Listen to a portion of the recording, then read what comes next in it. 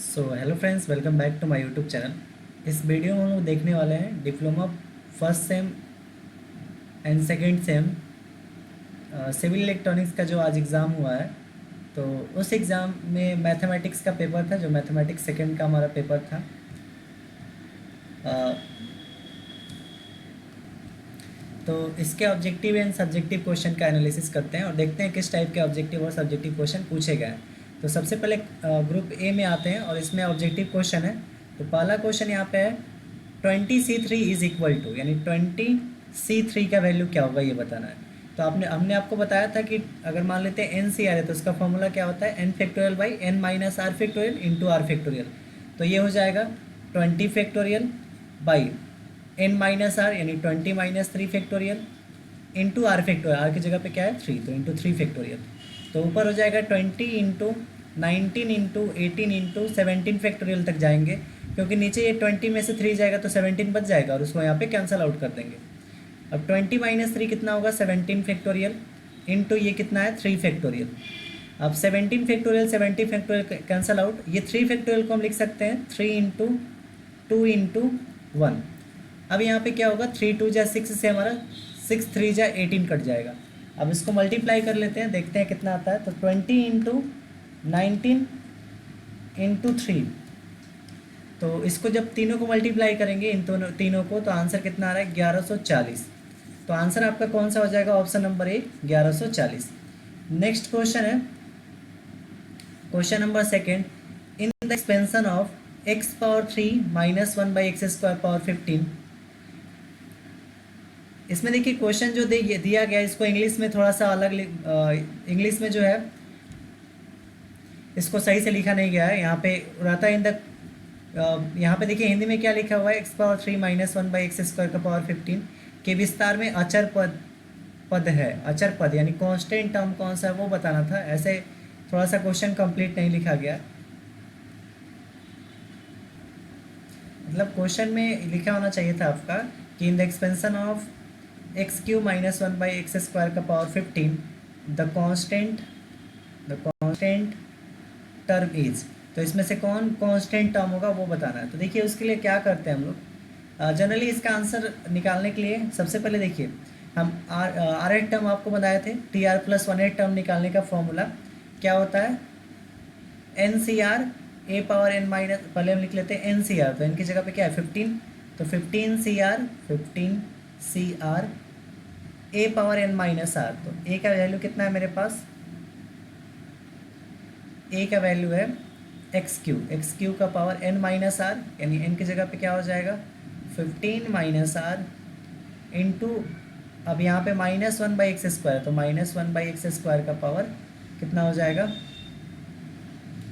यहाँ पे हो जाएगा आर।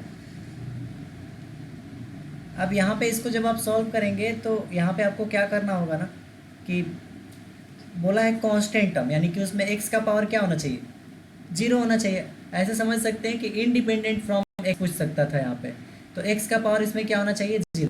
तो एक्स का पावर आपको क्या करना है 0 करना है और वहाँ से जो आर का वैल्यू आएगा उसको बताना है।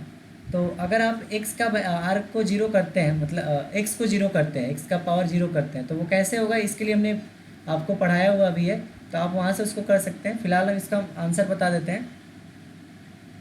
ये हो जाएगा आपका एक्स का पावर 3 है, तो ये 0 करेंगे इसको, तो 45 माइनस 3 आर, माइनस का 3 आर ये हो जाएगा, और ये ऊपर में जाएगा तो 2 r minus 2 r equal to 0।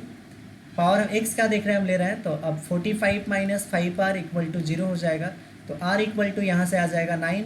अब आर यहाँ पे आ गया 9।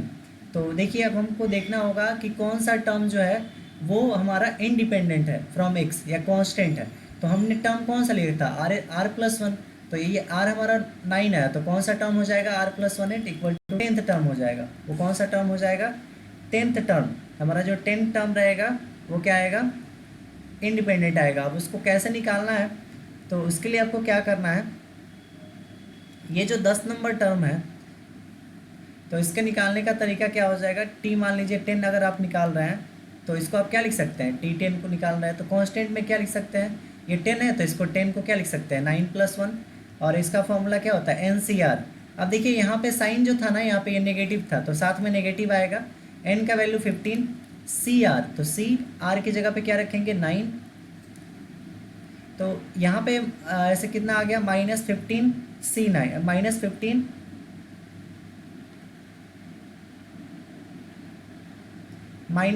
C9 आ रहा है यहाँ पे कितना आ रहा है आपको -15 C9। अब ये -15 C9 जो है हमने आपको सिखाया भी था कि आपको ये -15 C9 को इसमें कोई ऑप्शन नहीं दिख रहा है, देखिए -15 C9 ऐसे कोई ऑप्शन नहीं है, तो ऐसा नहीं है कि इसमें नॉन ऑफ दिस मार देना है आपको। उसके लिए हमने एक और रूल बताया था कि आपको अपर में से लोअर माइनस करके भी इसको लिख सकते हैं। तो 15C, अब 15 में से 9 जाएगा, कितना बचेगा 6, तो -15C6 इसका आंसर हो जाएगा ऑप्शन नंबर सी। चलते हैं 6 नंबर क्वेश्चन पे। तो 6 नंबर क्वेश्चन क्या है, the value of NC0 NC1 NC2 NC3 plus dot dot dot NCN। तो इसका वैल्यू कोफिशिएंट है, इसका डायरेक्ट हमने फॉर्मूला बताया था, क्या होता है 2 पावर n, यानी जितने नंबर ऑफ टर्म रहेंगे उतने का पावर हम कर देंगे n, वो हमारा क्या निकल जाएगा यहाँ से समेशन ऑफ कोफिशिएंट निकल जाएगा। 6 नंबर क्वेश्चन है tan inverse x plus cot inverse x equal to, तो इसका डायरेक्ट फॉर्मूला π/2 होता है, तो ऑप्शन सी करेक्ट होगा। नेक्स्ट क्वेश्चन है question number 6, if del equal to इतना then del is equal to, देखिए इसमें थोड़ा सा क्वेश्चन सही से नहीं लिखा हुआ है, डेल आपको ये दे रखा है, अब इसका डिटर्मिनेंट आपसे बोला है निकालने के लिए, यानी डिटर्मिनेंट आपको निकालना है, डिटर्मिनेंट क्या आएगा।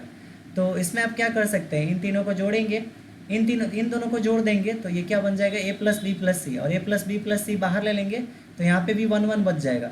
अब पहला रो 1 और दूसरा भी रो, तीसरा रो भी 1, अब दोनों जब दो रो इक्वल होते हैं तो उसका वैल्यू क्या हो जाता है 0, तो यहाँ पे इसका आंसर क्या हो जाएगा ऑप्शन ए 0। नेक्स्ट क्वेश्चन है 6 number, if x 1x = 20 then value of x। तो इसमें क्रॉस मल्टीप्लिकेशन करेंगे, x में x से मल्टीप्लाई होगा x² माइनस इस x में 1 से होगा तो -x इक्वल टू में कितना है 20, तो इक्वल टू में 20, तो x² माइनस x माइनस का ये 20 इधर आ जाएगा इक्वल टू 0। तो अब ये कितना हो जाएगा x² माइनस x, इसको x को क्या लिख सकते हैं हम -5x plus 4x minus 20 equal to 0। इसको ब्रेक कर रहे हैं तो x कॉमन लेंगे तो x माइनस 5 प्लस यहाँ से 4 कॉमन लेंगे तो x माइनस 5 इक्वल टू 0। अब x माइनस 5 हम दोनों ब्रैकेट से क्या कर लेते हैं कॉमन ले लेते हैं, तो यहाँ बच जाएगा x प्लस 4, तो आंसर क्या आएगा x इक्वल टू 5 और x इक्वल टू -4, यानी 5 और -4 आपका आंसर होगा, ये वाला ऑप्शन नहीं होगा, 5 और -4 ऑप्शन नंबर बी इसमें करेक्ट होगा, 5 और -4। अगला क्वेश्चन है 7 number, the value of tan inverse tan 75 degree, आपको क्या निकालना है tan 75 डिग्री, तो इसको आप ऐसे लिख सकते हैं tan 30 प्लस 45 डिग्री। अब tan 30 प्लस 45 को आप क्या लिख सकते हैं tan a plus tan b, तो tan a 30 plus tan b 45 upon 1 minus tan a into tan b, तो 1 minus tan a 30 into tan b 45। अब tan 30 का वैल्यू हो गया 1/√3 plus tan 45 1 upon 1 minus tan 30 1/√3 into tan 45 1, तो ये ऊपर में √3 1 प्लस √3 अपॉन नीचे √3 हो जाएगा, एलसीएम ले लेते हैं, और यहाँ पे √3 लेंगे तो √3 माइनस 1 हो जाएगा, ये दोनों कैंसिल आउट हो जाएगा, तो बच क्या गया 1 प्लस √3 बाई 1 √3 माइनस 1। अब क्रॉस मल्टीप्लिकेशन करेंगे तो √3 प्लस 1 अपॉन √3 प्लस 1, तो इसको जब करेंगे हम तो ये आपका हो जाएगा ऊपर √3 प्लस 1 प्लस ये हो जाएगा आपका 3 प्लस √3 अपॉन 3 माइनस 2 नीचे आएगा, ये √3 और √3 2√3 हो जाएगा, तो 2 कॉमन लेंगे तो √3 3 और 1 4 हो जाएगा, तो 4 में से 2 कॉमन लेंगे तो बच जाएगा 2, नीचे कितना बचेगा यहाँ पे 1 रहेगा, यहाँ पे आपका जो रहेगा वो क्या रहेगा 1 रहेगा। अब 3 में से ये 1 जाएगा तो बच जाएगा कितना मेरा 2 बच जाएगा। अब यहाँ पे जो 2 बचेगा उस 2 को क्या करेंगे नीचे में लिख देंगे यहाँ पे, और 2 से ये 2 कैंसिल आउट हो जाएगा, फाइनली जो आंसर बचेगा वो √3 प्लस क्या बच जाएगा √3 प्लस 2 बच जाएगा, ये 2 कैंसिल आउट हो जाएगा, फाइनली आंसर √3 प्लस 2, तो 2 प्लस √3 हमारा answer option number B correct होगा 6 का। अगला क्वेश्चन देखते हैं हम लोग 8 number question, 35 degree is equal to, तो इसको रेडियन में कन्वर्ट करना है, तो 35 अब रेडियन में कन्वर्ट करने के लिए हम π/180 से मल्टीप्लाई करते हैं, तो 35 इंटू अब 35 इंटू π/180 हमने कर लिया है, इसको कटाएंगे तो 7 बार 5 से कटेगा 7 बार में, ये भी 5 से कटेगा कितने बार में 36 बार में। अब ऊपर क्या बच गया 7 पाई/36। अब आप देख सकते हैं कि कोई भी वैल्यू आपको पाई में नहीं दे रखा है, तो आपको पाई का ही वैल्यू यहाँ पे यूज कर लेना है। तो 7 इंटू पाई का वैल्यू 22/7 होता है, अपॉन नीचे 36। ये 7 से 7 कैंसल आउट, एक 2 से कटाएंगे 11 बार में, ये 2 से कटाएंगे 18 बार में, तो 11/18 यानी ऑप्शन नंबर सी इसमें करेक्ट होगा। नेक्स्ट क्वेश्चन है question number 9, cos 15 degree minus sine 15 degree is equal to. तो cos 15 minus sine 15, cos 15 minus sine 15 का वैल्यू बताना है। तो cos 15 degree minus sine 16 degree आप कैसे निकालेंगे? तो पहले तो आपको पता होना चाहिए cos 15।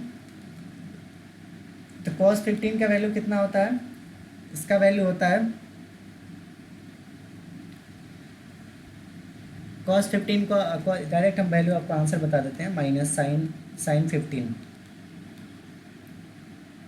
आंसर आपका 1/√2 आएगा, ये वाला ऑप्शन सही होगा। अब कैसे आएगा? आपको cos 15 का वैल्यू रख लेना है और sin 15 का वैल्यू माइनस कर लीजिएगा, आंसर आपका फर्स्ट नंबर ही आएगा। आप इसको चेक कर सकते हैं। नेक्स्ट क्वेश्चन पे चलते हैं, क्वेश्चन नंबर 10 पे। तो बोला है sin a plus sine B upon cos a plus cos b किसके इक्वल होगा? तो देखिए इसमें करना कुछ नहीं है, सबसे पहले क्या करेंगे आप कि साइन ए प्लस साइन बी ऊपर में है और नीचे cos a plus cos b है। तो ऊपर में क्या है साइन ए प्लस बी, तो साइन ए प्लस बी यानी साइन सी प्लस डी का आपको फॉर्मूला हमने बताया था, वो क्या होता है 2 साइन सी प्लस डी। तो सी की जगह पे क्या है ए प्लस बी हो जाएगा, A plus B by 2 into cos C minus D. तो सी की जगह पे ए माइनस बी अपॉन 2 हो जाएगा यहाँ पे, upon cos C plus cos D का फॉर्मूला यहाँ पे यूज करेंगे। तो cos C plus cos D क्या होता है 2 cos C plus D by 2 into cos C minus D by 2। तो यहाँ पे सी जो है इसको ए प्लस बी लिख देते हैं, सॉरी ये ए बी के टर्म में है, यहाँ पे ये आपका ए माइनस ये बी। अब देखिए कॉस ए माइनस बी ये दोनों कैंसिल आउट हो जाएगा, 2 से 2 cancel out, sine by cos आपका क्या हो जाएगा tan और a प्लस बी बाई 2, तो tan a plus B by 2, तो ये बन जाएगा tan a plus B by 2। Option number C इसमें करेक्ट होगा। नेक्स्ट क्वेश्चन है 11 number, if cosec inverse is π/4 then value of x। cosec inverse अगर आपका x इक्वल टू क्या है 5/4 है, तो x का वैल्यू क्या हो जाएगा, cosec इनवर्स उधर चला जाएगा तो cosec बन जाएगा π/4, और cosec π/4 का वैल्यू क्या होता है √2। तो ऑप्शन नंबर ए इसका करेक्ट होगा √2। नेक्स्ट क्वेश्चन जो है हमारा 12 number, number of term in the expansion of इतना दी पावर 10। तो हमने बताया था आपको जब हमने बाइनोमियल थ्योरम पढ़ाया था, तो नंबर ऑफ टर्म निकालने का फॉर्मूला हमने बताया था कि जितने आपको पावर दिख रहे हैं उसमें आपको 1 ऐड कर देना। तो पावर 10 दिख रहा है तो इसमें 1 ऐड करेंगे तो कितना हो जाएगा 11। तो ये आपका 11 ऑप्शन बी इसका करेक्ट हो जाएगा। नेक्स्ट क्वेश्चन देखते हैं, the distance between point A0 and 0B। तो डिस्टेंस निकालना है, तो डिस्टेंस तो बहुत ईजी है निकालना, डिस्टेंस फार्मूला से निकाल लेंगे x2 माइनस x1, तो 0 माइनस a का whole square plus y2 minus y1, तो y2 कितना है b माइनस 0 का होल स्क्वायर। तो ये 0 माइनस a का square a square, b minus 0 का स्क्वायर b स्क्वायर, तो रूट अंदर a square plus b square, option A इसका करेक्ट होगा। नेक्स्ट क्वेश्चन देखते हैं, question number 14, if k1 5, and 10, 7 are collinear then k equal to.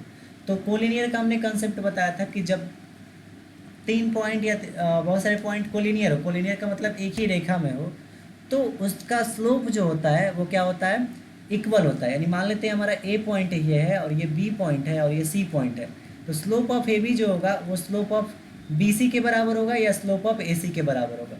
तो हम दोनों से क्या करेंगे स्लोप का कॉम्बिनेशन बना लेंगे। तो हम ए और बी का स्लोप अगर निकालते हैं तो कैसे निकालते हैं y2 minus y1 upon x2 minus x1। तो y2 इसमें 5 है तो 5 माइनस y2 माइनस y1 कितना है 1 upon x2 minus x1, x2 भी 5 है माइनस x1 कितना है k इक्वल टू हम स्लोप ऑफ BC ले लेते हैं। तो BC का स्लोप अगर लेंगे तो 7 माइनस 5 हो जाएगा, 7 माइनस यहाँ पे हो जाएगा 7 माइनस 5 अपॉन क्या हो जाएगा 10 माइनस 5, 10 माइनस 5। अब ये 5 में से बन जाएगा, बचेगा 4 अपॉन नीचे में 5 माइनस के, 7 माइनस 5 आपका 2, और 10 में से 5 जाएगा तो बचेगा 5। अब ये 2 2 जा 4 कैंसिल आउट हो जाएगा, ये 5 उधर जाके 10 बन जाएगा इक्वल टू ये 5 माइनस के, तो k इक्वल टू हो जाएगा 5 माइनस 10, यानी k का वैल्यू क्या हो जाएगा -5। k का वैल्यू आपका आएगा -5। ऑप्शन नंबर सी इसमें करेक्ट होगा, ऑप्शन नंबर सी करेक्ट होगा। नेक्स्ट क्वेश्चन देखते हैं, क्वेश्चन नंबर 15।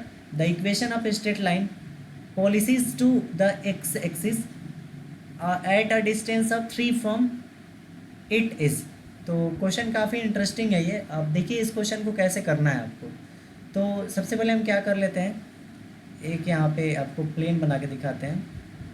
हिंदी में इस क्वेश्चन को पढ़ सकते हैं, एक्स एक्सिस के समानांतर, यानी एक्स एक्सिस ये है तो इसके समानांतर तथा -3 की करीब स्थित दूरी पे रेखा का समीकरण क्या होगा। तो -3 नीचे होगा, तो -3 की दूरी पे, यानी कि वाई एक्सिस में डिस्टेंस जो हो रहा है वो कितना है -3, तो वाई -3 इधर आएगा तो +3 इक्वल टू 0, यानी वाई +3 इक्वल टू 0 होगा। ऑप्शन नंबर बी इसका करेक्ट होगा। नेक्स्ट क्वेश्चन देखते हैं, question number 16। Angle between lines where slope -1, 2 and -3। अब दो स्लोप दिए उसके बीच का एंगल निकालना है। तो इसके लिए फॉर्मूला हमने बताया था आपको कि tan थीटा इक्वल टू क्या होता है, m1 minus m2 upon 1 plus m1 into m2। तो tan theta equal to m1 आपका कितना है, m1 आपका -1/2 प्लस माइनस है यहाँ पे, और m2 आपका कितना है -3, तो माइनस माइनस ये +3 upon 1 plus m1 into m2। तो m1 आपका -1/2 इंटू m3 -3, m2 -3। तो ये कितना बन जाएगा आपका ऊपर में, ऊपर एलसीएम ले लेते हैं हम, तो बन जाएगा -1 प्लस का ये 2 3 जा 6 अपॉन नीचे में बचेगा 2, फिर इसके अपॉन में इधर 2 ले लेंगे तो +3 बाई नीचे में 2 बच जाएगा, माइनस माइनस +3, 2 से 2 कैंसिल आउट, तो ऊपर बचेगा -1 प्लस 6 कितना हो जाएगा मेरा 5 अपॉन 2 और 3 आपका ये भी 5, तो 5 ये 1 बार में कट जाएगा। तो tan थीटा यहाँ पे कितना हो गया 1, यानी थीटा जो होगा 45 यानी पाई/4 के इक्वल होगा। tan में 1 किसका वैल्यू होता है 45 डिग्री का, तो थीटा 45 यानी पाई/4 के इक्वल होगा, और पाई/4 को ही 45 डिग्री ही बोलते हैं। तो ऑप्शन नंबर बी इसमें करेक्ट होगा, थीटा जो हमारा निकलेगा। नेक्स्ट देखते हैं हम लोग क्वेश्चन नंबर हम लोग देखते हैं 17। The equation of circle where radius is 4 and centre is -5,6। तो रेडियस आपका 4 है और सेंटर आपका कितना है -5,6। तो फॉर्मूला हमने क्या बताया था, फॉर्मूला हमने बताया था कि इक्वेशन क्या हो जाएगा, x माइनस एच का whole square plus Y minus K का whole square equal to R square. तो x माइनस एच, अब देखिए सेंटर जो है ना, h जो हमारा होता है ये g और f है, तो h जो होता है माइनस जी के इक्वल होता है, तो -5 है तो ये प्लस का 5 यहाँ पे यूज करेंगे का whole square plus y minus K है, तो k का वैल्यू 6 है, यहाँ पे g का वैल्यू f का वैल्यू 6 है, तो k का वैल्यू -6, तो माइनस माइनस +6 का स्क्वायर, r की जगह पे क्या रखेंगे 4, तो 4 का स्क्वायर। अब इसका स्क्वायर करेंगे तो x² minus 10x, x² - 10x हो जाएगा यहाँ पे, प्लस -5 का स्क्वायर 25 प्लस ये y प्लस 6 का square y² plus 12y plus 36 equal to 16 हो जाएगा। तो x² plus y² minus 10x plus 12y, 25 और 36 आपका कितना हो जाएगा, ये हो जाएगा आपका 61, और ये 16 माइनस हो जाएगा इक्वल टू 0। तो ये हो जाएगा x² plus y² minus 10x plus 12y plus 61 में से माइनस करना है कितना 16, तो ये 45 प्लस का 45 इक्वल टू 0। अब ऑप्शन देखते हैं x² plus y² minus 10x plus 12y plus 45 equal to 0। तो ऑप्शन नंबर बी जो होगा इसमें करेक्ट होगा, ऑप्शन बी इसमें करेक्ट होगा। नेक्स्ट क्वेश्चन देखते हैं, question number 18। The centre and radius of circle, इस सर्कल का सेंटर और रेडियस बताना है। तो सेंटर और रेडियस निकालना हमने सिखाया भी था आप लोगों को कि सेंटर और रेडियस कैसे निकालते हैं। फिलहाल हम थोड़ा सा इस क्वेश्चन में आपको हिंट दे देते हैं कैसे निकालना है सेंटर और रेडियस। तो यहाँ पे देखिए क्या है, x square plus y square plus 6x minus 8y equal to 24 है। तो इसको आप क्या कर लेंगे, x square plus y square plus 6x minus 8y, 24 इधर आएगा तो minus 24 equal to 0, equal to क्या हो जाएगा 0, या 24 उधर ही रख देते हैं, 24 को हम क्या कर देते हैं उधर ही रहने देते हैं।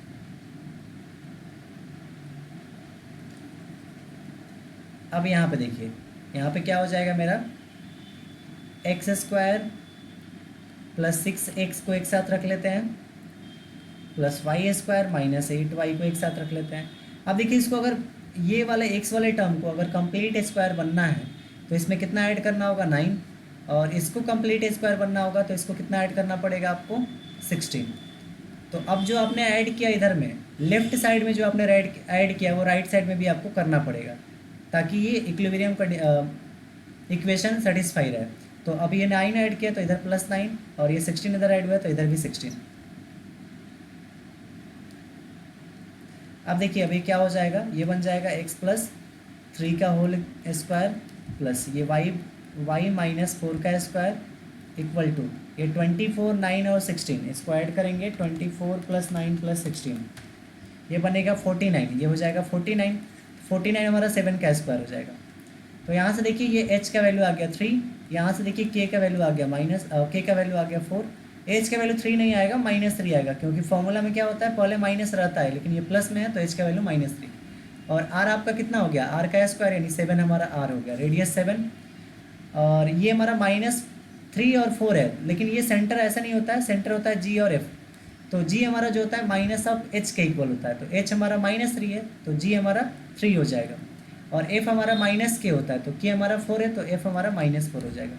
तो सेंटर आपका 3, -4, 3, -4 सेंटर, और रेडियस आपका 7, तो ऑप्शन बी इसमें करेक्ट हो जाएगा। नेक्स्ट पे चलते हैं हम लोग क्वेश्चन नंबर 19 पे। अब 19 नंबर क्वेश्चन देखते हैं किस टाइप का पूछा है। द रेडियस ऑफ सर्कल, देखिए काफ़ी अच्छा क्वेश्चन पूछा है, बस आपसे इसमें रेडियस पूछा है इस सर्कल का। इस बार क्वेश्चन पेपर में आपसे कम्प्लेक्स नंबर का कोई भी क्वेश्चन नहीं पूछा गया है। अब पता नहीं बोर्ड ने कैसा क्वेश्चन सेट किया है, कम्प्लेक्स नंबर से एक भी क्वेश्चन नहीं पूछा है। तो अब देखिए इस क्वेश्चन में आपको रेडियस पता करना है, तो सेम प्रोसीजर से आप रेडियस पता कर सकते हैं। तो यहाँ पे इसको ऐसे लिख सकते हैं, x square plus 8 x square minus 8x, और इसको पूर्ण वर्ग बनाने के लिए 16 ऐड करेंगे, plus y square minus 4y है तो इसको कंप्लीट बनाने के लिए 4 ऐड करेंगे। अब जो 16 और 4 इधर ऐड किए तो टोटल 20 हो गया, तो उधर चला जाएगा 20 और ये प्लस का 5, तो 25 ये हो जाएगा। 25 किसका स्क्वायर होता है 5 का, तो 5 हमारा हो गया रेडियस। यहाँ पे रेडियस हमारा कितना हो गया 5, ऑप्शन नंबर सी इसमें करेक्ट होगा।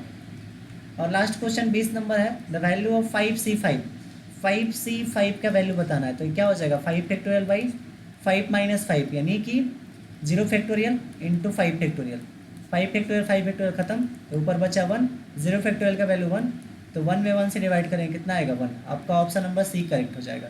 तो इस तरह से हमने सारे ऑब्जेक्टिव क्वेश्चन को कर लिए। अब चलते हैं हम लोग देखते हैं सब्जेक्टिव क्वेश्चन किस टाइप का पूछा है। तो ग्रुप बी में पहला आपसे पार्शियल फ्रैक्शन पे ये क्वेश्चन पूछा था, जो कि हमने क्लास में कराया भी था। ये आपका 4 मार्क्स में यहाँ पे पूछा था, इसमें और पार्ट में भी सेम अब यही दिया था आपको। उसके बाद एक क्वेश्चन नंबर 3, अल्फा का वैल्यू 1/3 दिया था, प्रूव दैट इतना इक्वल टू 1/16। इसके और में दिया था, इसको इवेलुएट करना था आपको, tan 60 डिग्री प्लस tan 69 ये इवेलुएट करना था। और 4th नंबर क्वेश्चन था, find the equation of circle whose centre इतना which touch the line 2x minus Y minus 4 equal to 0। काफ़ी अच्छा क्वेश्चन है। इसका और वाला पार्ट में find the equation of circle which passes through the point 1,1 2,-1 3,2। तो ये भी काफ़ी अच्छा क्वेश्चन है।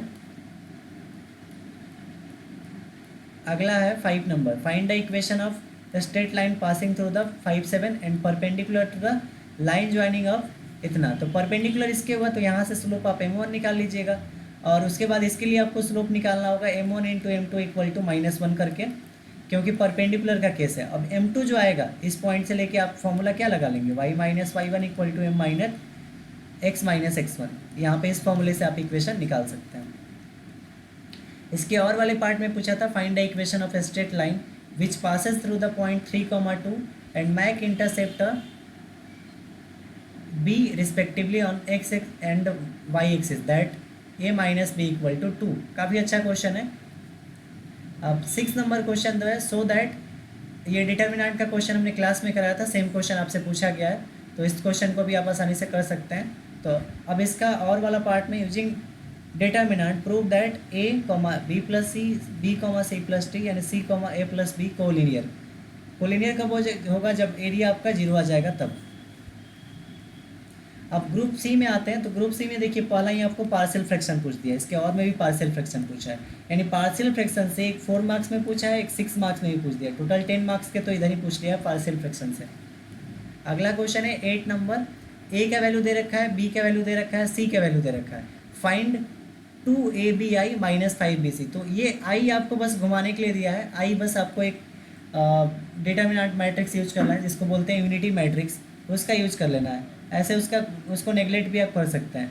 तो 2ab माइनस 5bc आपको निकालना था, काफ़ी इंपॉर्टेंट है और काफ़ी इजी भी, आप इसको निकाल सकते थे। इसके और पार्ट में था solve the helps of matrix of the following linear equation, यानी इन लीनियर इक्वेशन को आपको मैट्रिक्स मेथड से सॉल्व करना है, जिसको हमने क्लास में कराया हुआ था। अगला जो है 9 number question, prove that 2 tan inverse 1/5 plus tan inverse 1/4 equal to tan inverse 32/43। तो इसको आप प्रूफ कर सकते हैं tan inverse A plus tan inverse B का फॉर्मूला लगा के। और वाले पार्ट में draw graph y equal to tan x between theta to pi. अगला है थीटा टू पाई नहीं होगा, यहाँ पे 0 to पाई होगा, क्वेश्चन में थोड़ा सा मिस्टेक है, यहाँ पे 0 to पाई होगा। 10th नंबर क्वेश्चन है find the length of perpendicular draw to the point 4,7 upon the straight line passing through the origin and point of intersection 2x minus 3y plus 14 and 5x plus 4y equal to 7। इसको भी आप आसानी से कर सकते हैं। इसका और वाला पार्ट जो था find the equation of circle which passes through the point इतना इतना which centre is lies on this point. तो इसका क्वेश्चन भी आप कर सकते हैं। लास्ट क्वेश्चन जो 11 नंबर, इसमें एक ट्रिग्नोमेट्री का एक क्वेश्चन था और दूसरा भी आपको ट्रिग्नोमेट्री का क्वेश्चन था। तो इस क्वेश्चन को हमने आपको अपने PDF में दिया हुआ था, हमने जो 67 क्वेश्चन का एक PDF बताया था आपको, उसमें ये क्वेश्चन था। अगर आपने उसको अच्छे से रिवीजन किया होगा तो आपने इस क्वेश्चन को एग्जाम में बना लिया होगा। और ये क्वेश्चन जो था इन्वर्स ट्रिग्नोमेट्री से था, तो इसको भी शायद आपने कर ही लिया होगा। सो आशा करते हैं आपको ये आज का वीडियो पसंद आया होगा और आपका एग्ज़ाम काफ़ी अच्छा गया होगा। आपके कितने ऑब्जेक्टिव सही हुए हैं हमें कमेंट करके बताइएगा। सो मिलते हैं एक नए वीडियो में, तब तक के लिए goodbye and thank you.